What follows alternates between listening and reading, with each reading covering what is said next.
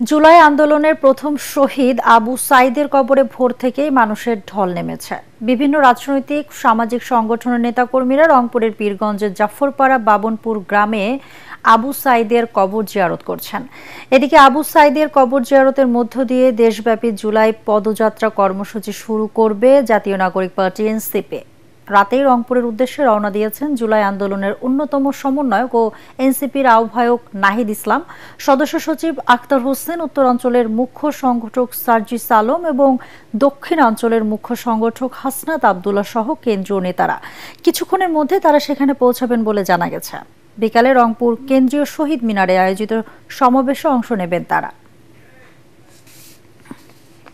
নির্ঘাতভাবে গুলি করে হত্যা করছে, এটা দেশ দশ সবাই মিডিয়াতে দেখছে। আমরাও দেখছি বাড়ি থেকে, আমরা তো আর রংপুর যাই নাই। এটার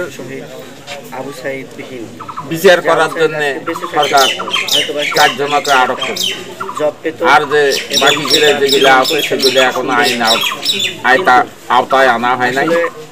তাদেরা বহালভাবে গুলি বেড়ায়। এই আন্দোলনে এলেক নিয়ে এসে আইনের আওতায় আনে যেন সকলকে নির্দিষ্টভাবে বিচার করা। এইটাই আমার দাবি সরকার।